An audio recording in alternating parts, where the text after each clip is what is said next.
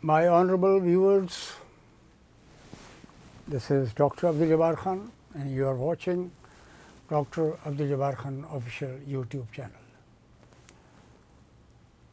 There are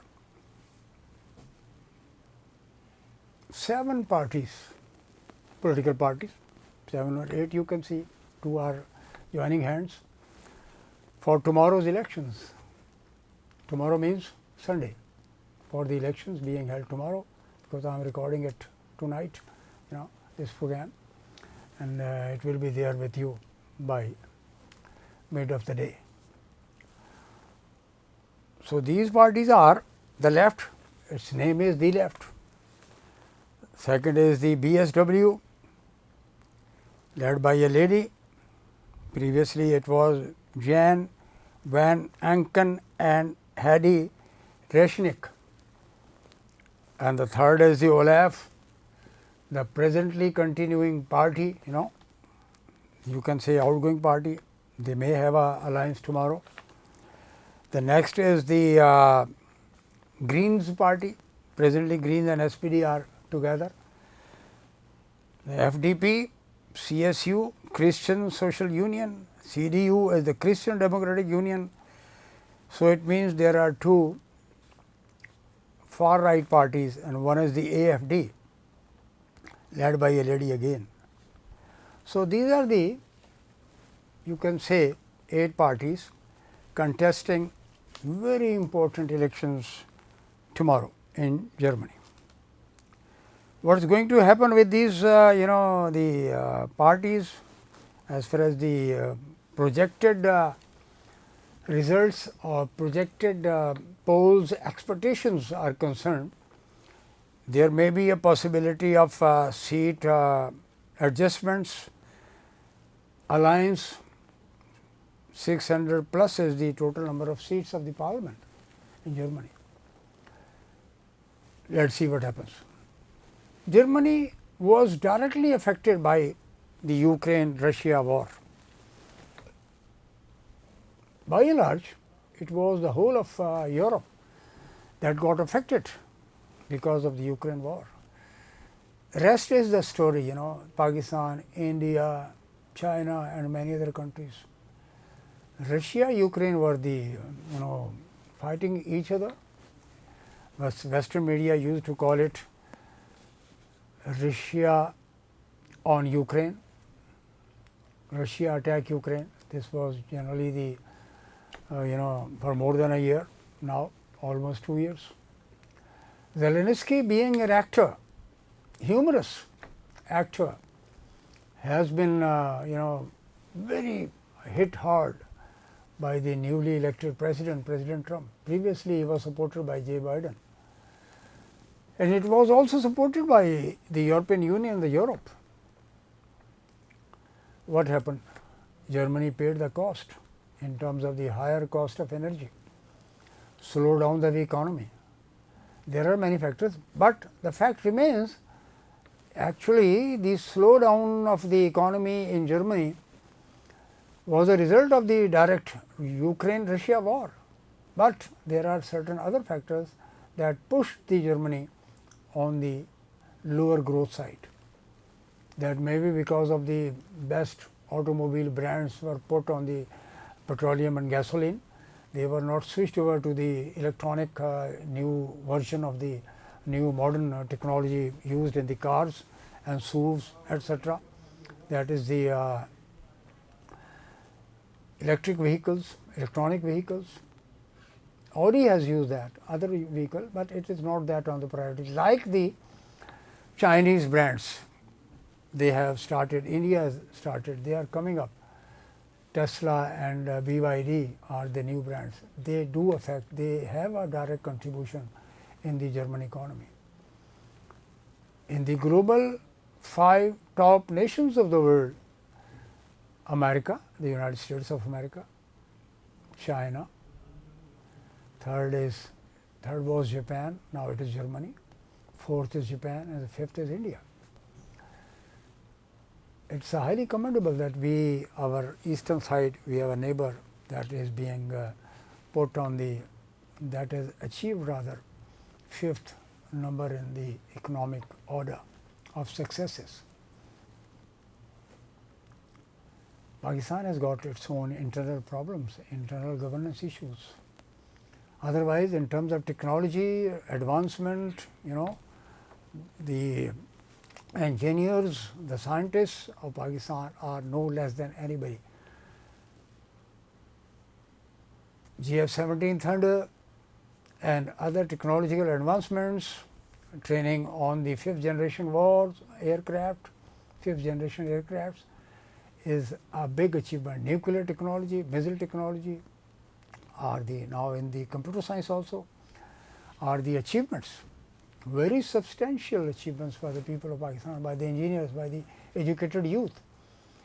Had we that been following a proper governance, proper democratic model, proper indigenous economic model, Pakistan could have achieved a growth rate of not less than 8.5%. It was once achieved 3 years back in the regime of PTI, Imran Khan. It was 6%. Today it is 2.3, 2.3, 2.3 in between, maybe 3.5 by the end of the year, because we are approaching very close.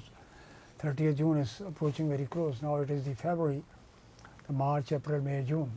The 4 months are left. 8 months performance has been projected as a positive achievement by the present coalition government of People's Party, MQM and PMLN. But at the lowest level, people are not enjoying that reforms or the benefits of the economic resurrection of the rebirth of the economy or the growth heading towards self-reliance. No, it is not. It is not. The case is a different proposition altogether. I think Hassan Iqbal may be knowing best, architect of the Google cut and paste expert, like Uran, what the India.com has said. It is just a copy of the Indian socio-economic welfare program. Uran, flying, Pakistan is flying. In an economic disorder, in a political disorder, in a case of poor governance, massive corruptions, it is difficult for a country to move upward. It is on the diminishing side, but the government says it is moving upward. Okay. So, the Trump's policy, coming to the international sector, Trump's policies have been very fruitful, positive to itself, United States of America, and its ally Israel.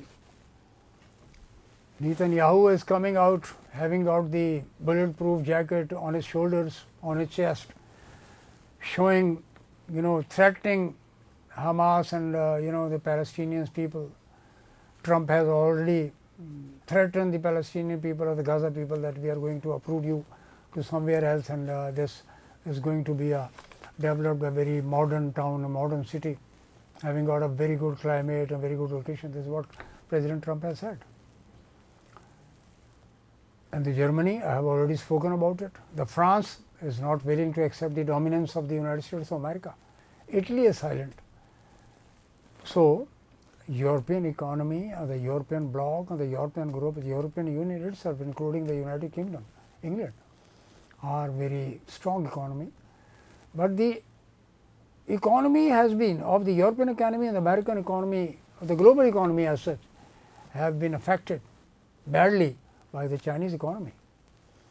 The manufacturing cost there in China, the flood of the Chinese products, manufactured products, across the globe have affected the local industries. This is what the war of tariffs was launched, introduced, imposed by the President Donald Trump, with no benefit as such.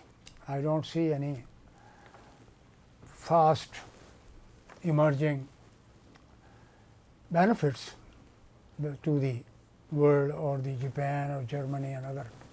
It is going to be a sort of a no win-win situation, no win-win situation. What they have done with Canada, Canada has even have come out. The best friend of the United States of America has emerged as an independent country. Germany too, tomorrow's elections, the elections on Sunday will determine the fate, what is going to happen. The results may come out on Monday evening. That will give evidence in terms of if you are a research student, what is going to happen as far as the Europe is concerned, because in heavy manufacturing, China has got around 40% exports to America. It's a big economy. It's a very big economy. Unlike China and USA, Germany has surpassed Japan. And you must have seen the automobile sector, in particular robots, etc., textile of the Japanese products, Japanese manufactured products. But the Germany has also taken over the Japan now in terms of the ranking. So, my dear viewers, my observation is that NATO, that's going to hold a meeting next week in America. The member countries of will be joining the NATO platform. There, President Trump is likely to address the members. So, the defeat as such of Ukraine is not in fact the defeat of Ukraine itself alone. It is in fact, to me, it is a defeat to the United States of America and the NATO countries.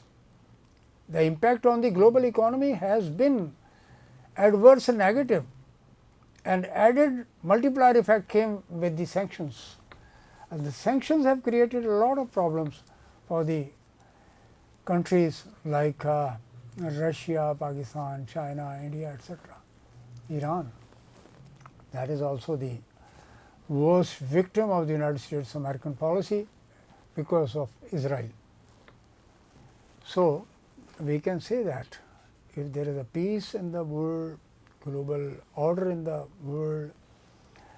world, you can see the changes as such in terms of proper reflection of the socio-economic development. Given that situation, United States Agency for International Development, USAID, generally it is called USAID, not the aid, Agency for International Development, has been or had been, has had a very far-reaching impact on the poor economies like Bangladesh, Pakistan, African countries. They have been receiving, substantial help and assistance. Pakistan too, Pakistan's many sectors got, even the regime change was provided funds through this agency that has been abandoned by Elon Musk, who is heading the Government Efficiency Department, Department of Government Efficiency, DOGE, that they call it, DOG or DOGE. So, this restructuring and closing down the Agency for International Development of the funds, more than $72 billion approximately in 1 year, were dished out, provided to some genuine purposes, genuine organizations, genuine NGOs, but in most of the case it was politically motivated to keep on exerting the influence of the United States of America across the globe, across the world. So, let us see what happens in terms of reforms. As far as Pakistan is concerned, I think the Republicans have got an agenda that is reflected through the tweets of Joe Wilson. Previously, it was Grenell also, and maybe some pro-India approach, anti-Pakistan approach policies with this new Trump administration that has some Indian origins people like the FBI chief and others. So, we here in Pakistan have got very strong reservations. Let us see what happens. We have got a close eye and watch on the development, on the policies of the United States vis-a-vis Pakistan and the South Asia. Thank you very much, my viewers. Please subscribe, share, comment on this channel, Dr. Abdul Jabbar Khan Official.